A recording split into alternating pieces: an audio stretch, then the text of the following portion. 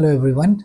So in this lecture we will talk about one of the very important variant of affinity chromatography that's called immobilized metal affinity chromatography, or IMAC in short.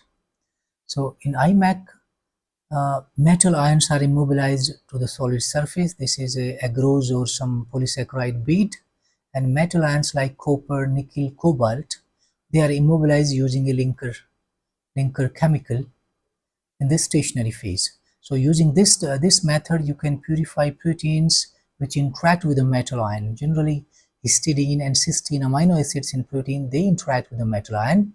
So you can add extra histidine in a protein. When you are producing protein using recombinant DNA technology methods, you can add extra histidine. Generally, six consecutive histidines can be added to proteins, so that protein can bind to this metal ion which is immobilized with a solid surface and can be used in IMAC. So IMAC is used when substantial purity and rapid purification of proteins is required. It exploits coordination bonded interaction between immobilized metal ion to a solid surface and the chelating part of the target protein. So this copper, for example, copper is immobilized here as a metal. So the copper interact with the chelator here, and say copper, it has six secondary valencies. So four of these valencies are 1, 2, 3, 4. So you see these four valencies are satisfied by the linker, and the two valencies, you have initially H2O molecules here. So when you use this setup in a affinity column, these two water molecules are replaced by a protein which contain histidine tag, 6 consecutive histidine amino acids, and the interaction is a coordination linkage. It's a single-step purification of his-tagged containing proteins produced by recombinant DNA technology. So when you are producing a particular protein in molecular biology laboratory, and that protein is produced in some host cell, bacteria, yeast, or other cell. So from that cell, how do you purify that protein of interest? In that case, you use IMAC. So in IMAC, the most frequently used bivalent metal ions are zinc, nickel, cobalt, calcium, copper, or iron.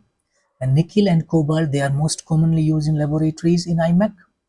And in the IMAC, the metal ions are immobilized on generally agarose matrix using a chelator molecule. Chelator is a linker molecule which connect, for example, this is stationary phase. I mean, this is a solid bead of polysaccharide, say agarose bead, and the nickel is immobilized here using this chemical group. This chemical group is a linker here. So this linker is aminodiacetic acid, or IDA, and this setup is called nickel IDA, NiIDA. So here the linker is interacting, it forming is basically 3 coordination bonds with the metal nickel here. So this is tridentate linker, and the two valencies are left to interact with the histidine in a protein which is contained. This is the protein which contains the histidine tag.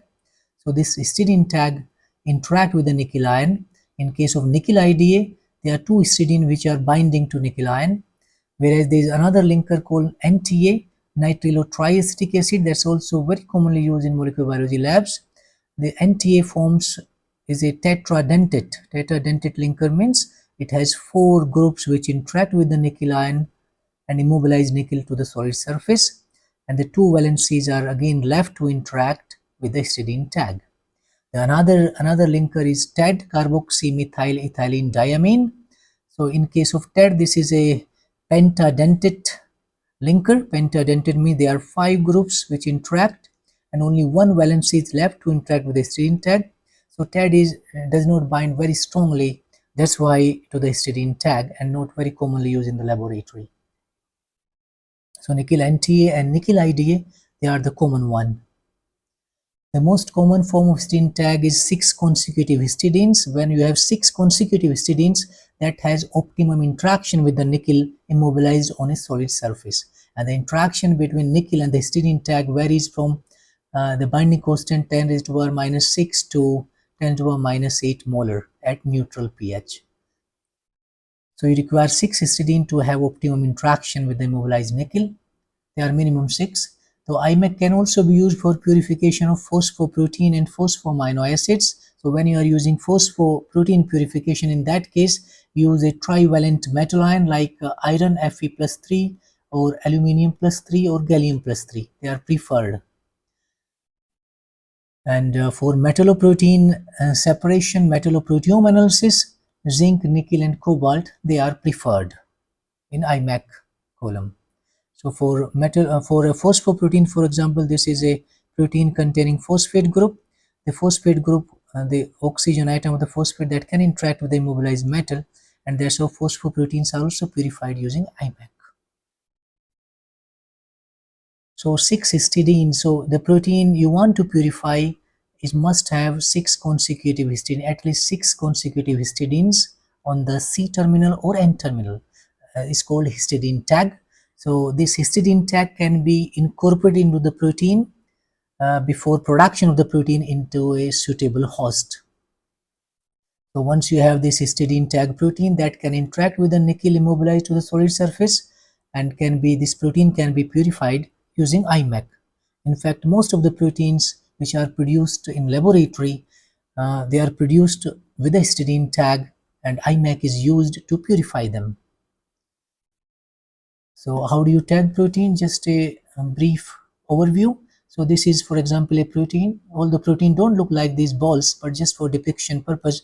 So the proteins have a C terminal and N terminal, and tag can be incorporated. 6-histidine can be added either on the C terminal or N terminal, or even both also sometimes. So how do you do that? You add tag when you are cloning the protein. For example, this is the gene of the protein, and you clone into a vector, and the vector should contain a histidine tag either on 5' side or 3' side. There are vectors available, you can select depending on your requirement, which can add 6-histidine to the C terminal or N terminal of the protein. So when you clone protein into the vector, so this is clone vector, and when this vector is inserted into a host, this gene is translated into protein, and that protein will contain the histidine tag. Another method to introduce histidine tag in protein is independent of the cloning vector. In fact, in that case, when you use primers, forward primer and reverse primer, either of the primer or even both primer, they may contain the nucleotide for 6 histidines on the either on 5' or 3'. Either of the primer can be used to have extra codons for which code for 6 histidines. So when you do PCR, you amplify the gene of interest. So this histidine tag is actually incorporated into your gene of interest. So this gene can be cloned into a vector and can be transformed to produce protein. So once you have the cloned vector and you have a gene inserted, the gene would have a histidine tag somewhere either on the C termini or N termini, and you transform that vector into a cell. Cell could be bacterial cell or yeast cell or even mammalian cell. So inside the cell, the gene which you have inserted is produced into proteins by translation. You have mechanism to induce overexpression of the gene by adding some operon. So this cell will produce plenty, a good amount of your protein of interest. Now you rupture the cell and take out all the proteins, and in order to see whether your protein is present in the cell or not, you run SDS page. And when you run SDS page, you will see that you have so many proteins in the SDS page. So these are the protein corresponding to the cell, the host you have used, and one protein will be in very high amount. So this is the induced gene.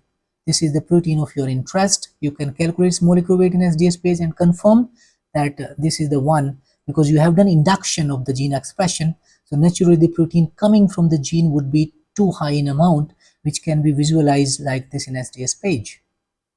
But there are many other proteins also along with this. So this is not pure.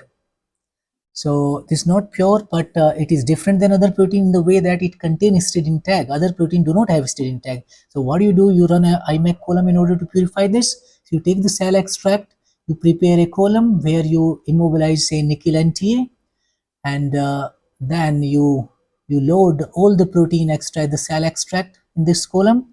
So all the protein, most of the protein will pass through the column except the protein of your interest, because your protein of your interest contains 6 histidine, the histidine tag, And we know that histidine tag interact with the nickel NTA, which is this part of the stationary phase here. So this nickel NTA will bind to the protein of your interest, rest of the protein will pass through, and when you are detecting the chromatography illusion, you will see that there is a big peak here which correspond to unbound proteins. So only the protein of your interest remains bound here. Now you do washing. Washing means you just add buffer, so if any non-specifically retained protein is there, that will be washed off from the column, and only protein of your interest will be binding to the matrix now. Now how do you remove this bound protein which contains 6-histidine? By changing the composition of the mobile phase. The very common method is providing the histidine side chain contain imidazole ring. The side chain of histidine is called imidazole ring. So this imidazole can be used as a competitor molecule in order to elute the bound histidine tag protein here. So you wash the column with high concentration of imidazole. So imidazole will bind to the nickel NTA and it will replace the histidine tag bound protein to the matrix. And that's how when you run SDS page, you will see before that in chromatogram, you will see a single peak when you are adding imidazole in the mobile phase, and the single peak must correspond to the protein of your interest. You can run SDS page and you will see that the single peak contain the pure protein of your interest. This is the induced cell extract where all the proteins are there, including your protein of interest. This one is flow through. Flow through means all the proteins which did not bind to the IMAC column, and these are the sample which are purified using IMAC, which is generally a single band. But many times when you are using IMAC, you don't get a single band. For example, this is a band of your interest, but there are some small other bands also. So it's not completely pure. There are 4 reasons attributed to this presence of other bands along with your protein of interest. The one is the natural metal binding protein. Your cell, the host cell, may contain proteins which have natural metal binding motif. So those protein also may bind to the metal ion. For example, here the nickel. Then another reason could be the protein with histidine cluster. In the host cell, there may be some protein which may have histidine cluster on the surface. May not be 6 histidine together, but some cluster 2 or 3 histidine may be there on the vicinity on the surface. Those also may bind to the nickel NTA column. Or your protein of interest may have some other protein bound, some chaperones which are involved in protein folding, or maybe some host protein may be interacting with the protein of your interest. So that also will be coming along with the protein. When you are running SDS, you will see other bands also. Or there may be protein from the host which interact with the agarose base support. We are using agarose here. So if there are some host protein which interact with the agarose, those also will be there along with the protein of your interest. So what do you do then? You require further purification step. You can use a gel filtration column as the second purification step in order to remove all other proteins, or you can adjust the histag protein to resin ratio, or you can use an engineered host which does not express some of the proteins which may be coming together with your protein of interest. You can use alternative support. Instead of nickel NTA, you can use nickel IDA, or you can use cobalt IDA. So that may solve the problem. Or another commonly used solution is that you remove the tag. When you introduce histidine tag with the protein, between tag and the protein of your interest at the gene level, you add a site for a protease, generally used tobacco H virus TEV protease site that can be introduced between histidine tag and protein of your interest. So at the final step in IMAC column, when your protein is bound to the nickel NTA, instead of using imidazole, you can use this protease, TEV protease. So TEV protease will cleave histidine tag from the protein of your interest. Your protein of interest will be coming out, will be eluted out from your column, and that will be generally a pure single band protein like this. IMAC can be used for detection and immobilization. We know that in IMAC nickel or metal ion interact with the protein in a reversible manner. So in wherever you require to immobilize protein on a solid surface, what you can do, you on the solid surface you link those say nickel NTA group. So you can immobilize a metal ligand on the surface, and the protein which you want to immobilize, it should contain a histidine tag. So when, for example, you want to immobilize this protein, and you need to produce this protein along with the 6 histidine, either on the N or C termini. So when you incubate this tag protein with the solid surface containing nickel-NTA, for example, this protein will bind to the nickel-NTA, and it can be used in the methods like ELISA or surface plasmon resonance. In any technique where you need immobilization of the enzyme or protein, you can use IMAC. And because the interaction between IMAC and histag protein is reversible in nature, you can use imidazole in order to unbound, in order to remove this immobilized protein.